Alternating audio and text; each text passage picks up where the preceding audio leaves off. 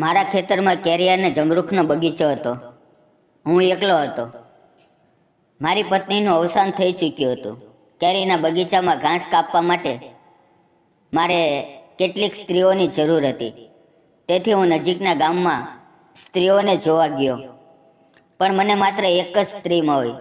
તે ખૂબ સુંદર હતી. તેની ઉંમર આશરે 27-28 વર્ષની હશે, પણ તે વિધવા હતી. હું તેને મારી ગાડીથી ખેતરમાં લાવતો અને પાછી છોડવા જતો. એક દિવસ બપોરે ખેતરમાં કોઈ નહોતું, માત્ર હું અને તે. અમે બંને જ હાજર હતા. તો નમસ્કાર દોસ્તો, મારું નામ ગણેશ છે. મારા લગ્ન કેટલાક વર્ષ પહેલાં થયા હતા. મારી પત્નીનું નામ સેજલ હતું. તે ખૂબ સુંદર હતી, પણ એક સામાન્ય બીમારીને કારણે તેનું અવસાન થઈ ગયું. મને આજે પણ એ દિવસ યાદ છે જ્યારે મેં તેને પહેલી વાર જોઈ હતી. હું તેના ઘરે જોવા ગયો હતો. મારી સાથે મારા માતા પિતા અને કેટલાક અન્ય સગા પણ હતા. જ્યારે તે ચા લઈને આવી ત્યારે મેં તેને પહેલી વાર જોઈ. તે ખૂબ સુંદર લાગી રહી હતી. તેણે લીલી રંગની સાડી પહેરી હતી, કાનમાં ઝુમકા હતા અને કપા પર એક નાની બિંદી હતી. સીધી લાંબી નાક, ગોરો રંગ, પૂરી ઊંચાઈ અને કાળા રેશમી વાળ. તે ખરેખર ખૂબ સુંદર હતી. પહેલી જ નજરે હું તેના પ્રેમમાં પડી ગયો. જ્યારે તે મારા ઘરે આવી ત્યારે મેં તેને એક રાજકુમારીની જેમ સંભાળવાનું શરૂ કર્યું. તેને જે કંઈ જોઈએ તે હું લાવીને આપતો. હું તેના પર ખૂબ પ્રેમ કરતો હતો. તે પણ મારા પર ખૂબ પ્રેમ કરતી હતી. તેથી હું ખૂબ કાળજી લેતો હતો. હું ખેતરમાં ખૂબ મહેનત કરતો હતો, પણ તેને કદી ખેતરમાં લઈ ગયો નહીં. તે હંમેશા ઘરે જ રહેતી. પણ અચાનક તે બીમાર પડી ગઈ અને એ જ બીમારીમાં તેનું દેહાંત થઈ ગયું. અમારે કોઈ સંતાન નહોતું. હું પૂરેપૂરો એકલો થઈ ગયો. 1-2 વર્ષ એમ જ એકલતામાં વીતી ગયા. ખાવું પીવું, દિનચર્યા બધું અસ્તવ્યસ્ત થઈ ગયું. મેં ઘણી છોકરીઓ જોઈ, પણ બીજા લગ્ન થઈ શક્યા નહીં. હવે મારી ઉંમર 34 વર્ષની છે અને હું આજે પણ એકલો છું. હું ખેતી કરું છું. મેં કેરીનો બગીચો લગાવ્યો અને જમરૂખનો બગીચો પણ લગાવ્યો. ખેતી કામ હું ખૂબ સારી રીતે કરું છું, પણ એકલા મારાથી બધું થતું નથી. તેથી મારે કેટલાક મજૂરો રાખવા પડે છે. અમારી પાસે એક ગામ છે, ત્યાંથી જ કામ માટે સ્ત્રીઓ બોલાવવી પડે છે. એમ જ એકવાર હું એ ગામ ગયો. મારી પાસે 2 વ્હીલ છે. મેં ત્યાં જઈને પૂછ્યું કે શું કોઈ સ્ત્રી ખેતરમાં કામ કરવામાં આવશે. ત્યારે એક વ્યક્તિએ કહ્યું, આગળ જઈને એક ઝૂંપડી છે, ત્યાં એક વિધવા સ્ત્રી રહે છે. તેની પાસે પૂછો, કદાચ તે કામ માટે તૈયાર થઈ જાય. હું એ ઝૂંપડીની સામે ગયો. દરવાજો ખટખટાવ્યો ત્યારે ત્યાંથી એક સુંદર, લગભગ 28-29 વર્ષની યુવતી બહાર આવી. તે ખૂબ સુંદર હતી. મેં કહ્યું, મારું ખેતર બાજુમાં જ છે. ખેતરમાં કામ માટે સ્ત્રી જોઈએ. શું તમે આવી શકશો? તેણે કહ્યું, હા, મજૂરી 250 રૂપિયા થશે. મેં કહ્યું, ચાલશે. મેં 1-2 અન્ય સ્ત્રીઓ સાથે પણ વાત કરી, પણ તેમને આવવાનો સમય નહોતો. માત્ર એક જ યુવતી તૈયાર થઈ. તેણે કહ્યું, હું એકલી નહીં આવી શકું. મારી સાથે કોઈ અન્ય હોવું જોઈએ.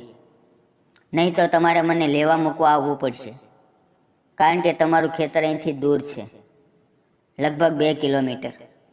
તેથી જો તમે મને લેવા આવશો તો હું આવી જઈશ.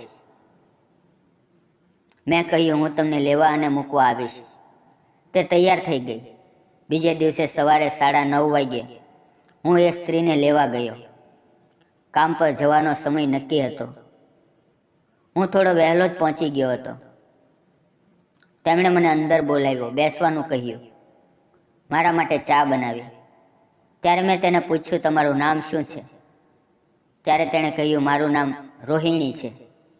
થોડી વારમાં ચા વગેરે થઈ ગઈ. પછી તેણે ખાવાનો ડબ્બો ભરી લીધું અને અમે બંને બહાર આવી ગયા. મેં ગાડું ચાલુ કરી. તે ગાડી પર બેસી ગઈ. તે મારાથી થોડું અંતર રાખીને બેઠી હતી. હું ગાડી ચલાવતો હતો અને ચોરી ચોરી તેની તરફ જોઈ રહ્યો હતો. તેનો સુંદર ચહેરો ગાડીના શીશામાં અત્યંત સુંદર દેખાઈ રહ્યો હતો.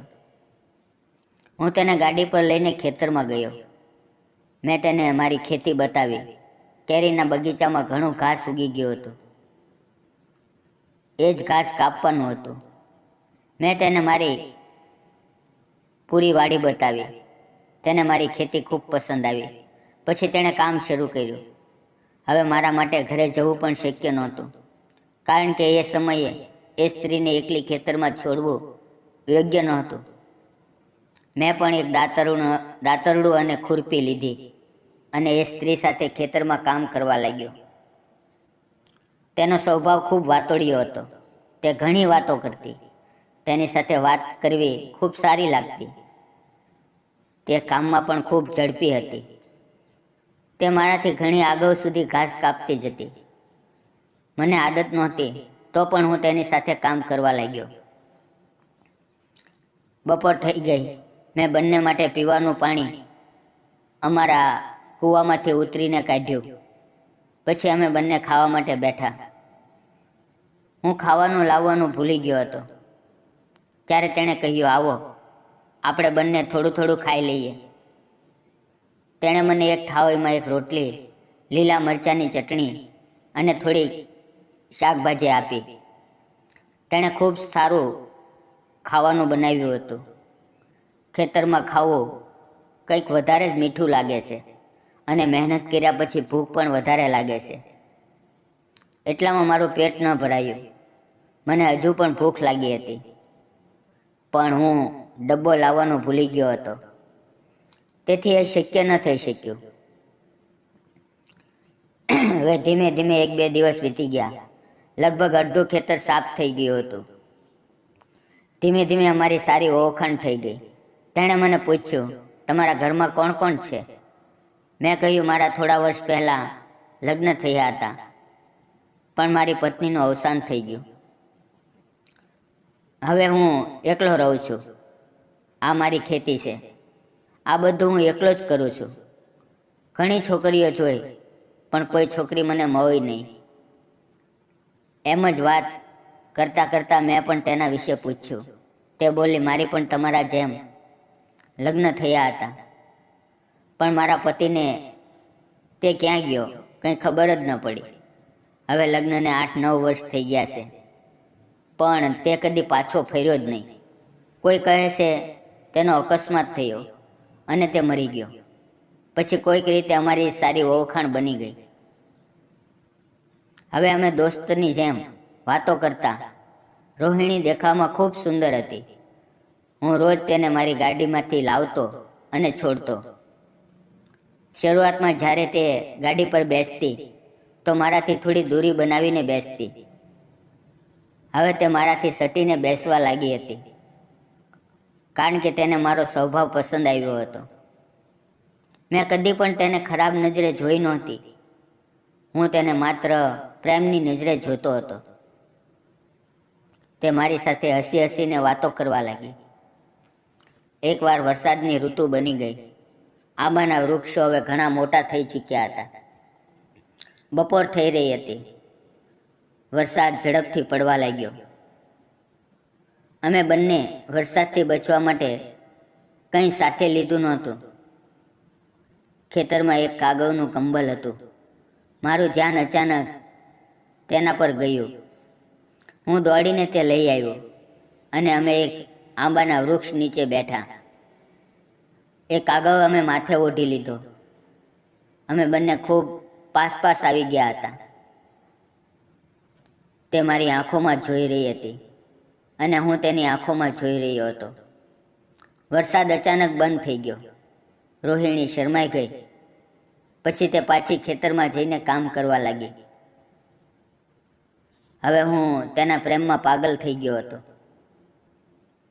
મને દર વખતે રોહિણી જ દેખાતી. સાંજે હું ઘરે ગયો. પણ એ રાત્રે મને ઊંઘ ન આવી. હું પથારીમાં ઇધર ઉધર કરવટ બદલતો રહ્યો. હું રોહિણીનું સપનું જોઈ રહ્યો હતો. રોહિણી મારી આંખોની સામેથી હટતી જ નહોતી. તે ખૂબ સુંદર લાગી રહી હતી. મને વારંવાર એમ લાગતું હતું કે તે મારી સામે જ ઊભી છે. મને તેનો આભાસ થઈ રહ્યો હતો. બીજા દિવસે હું રોહિણીને લેવા ગયો. રોહિણીએ આજે ખૂબ સુંદર સાડી પહેરી હતી. તેણે પોતાના વાળ ખુલ્લા છોડ્યા હતા. કપાળ પર ટીલકી લગાવી હતી, જેનાથી તેનો ચહેરો વધુ નિરખી રહ્યો હતો. ગામથી ગાડી થોડી દૂર નીકળી. હવે આસપાસ કોઈ નહોતું. રોહિણી મારાથી સટીને બેઠી હતી. રોહિણીએ મને અચાનક ગળે લગાવી લીધું અને મારા ખંભે માથું મૂકી દીધું. મને ખૂબ સારું લાગ્યું.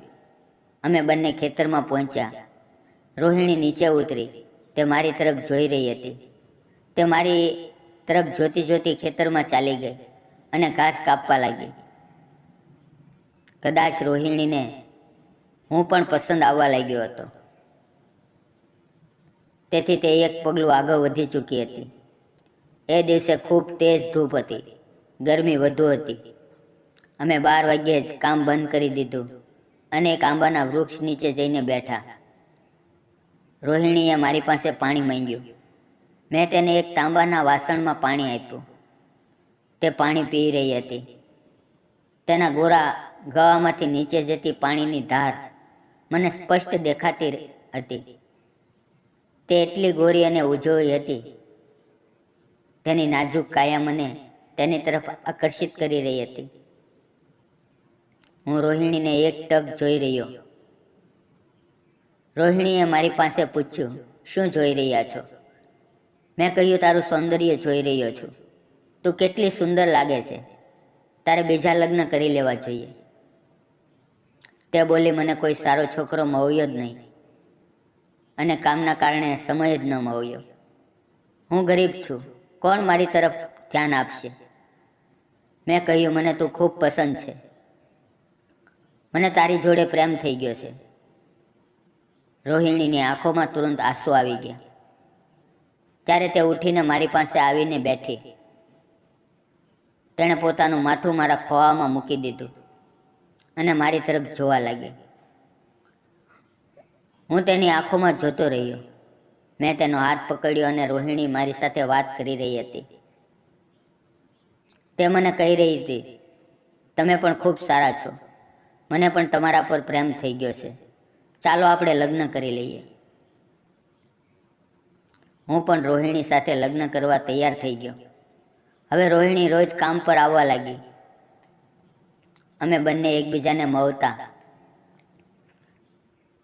હવે અમારા બંનેના દિલ મળી ચૂક્યા હતા. કેટલાક દિવસો પછી અમે ગામના મંદિરમાં જઈને લગ્ન કરી લીધા. હવે રોહિણી અને હું અમે સાથે રહીએ છીએ. અમે બંને ખૂબ ખુશ છીએ. સમાજે અમને બદનામ કરી દીધા, પણ અમે તેની વાતોની પરવાહ ન કરી. હવે તે મા બનવાના સપના જોઈ રહી છે. હું પણ પિતા બનવાનું સપનું જોઈ રહ્યો છું. ઘણા દિવસોનો અધૂરો પ્રેમ હવે મને મળવા લાગ્યો છે. અમે બંને ખૂબ ખુશ છીએ. રોહિણી ઘરનું બધું કામ કરે છે. હું ખેતરનું બધું કામ કરું છું. અમે બંને ખૂબ ખુશ છીએ. મિત્રો અને બહેનો, મેં રોહિણી સાથે લગ્ન કર્યા. આ વિશે તમને શું લાગે છે? શું મેં સાચું કર્યું કે ખોટું? કૃપા કરીને કોમેન્ટમાં જરૂર કહેજો. ક્યારેક જીવન અમારી પાસેથી બધું જ છીનવી લે છે, પણ કિસ્મતના વળાંક પર કોઈ એવો વ્યક્તિ મળી જાય છે જે ફરીથી જીવવાની આશા આપે છે. મારા જીવનમાંથી મારી પત્ની સેજલ ચાલી ગઈ, પણ મને રોહિણી મળી ગઈ. દુઃખમાંથી ઉગરવું સરળ નથી, પણ જ્યારે બે તૂટેલા દિલ એક સાથે આવે છે તો ત્યાંથી સાચા પ્રેમનો અર્થ જન્મ લે છે.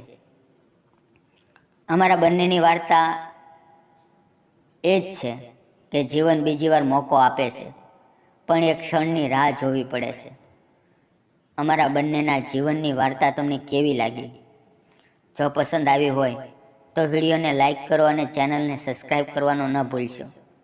ફરી મળશું આવતીકાલે મિત્રો એક નવી વાર્તાની અંદર. ત્યાં સુધી આવજો અને વિડીયો પૂરો જોવા બદલ આપ સૌનો ખૂબ ખૂબ ધન્યવાદ મિત્રો.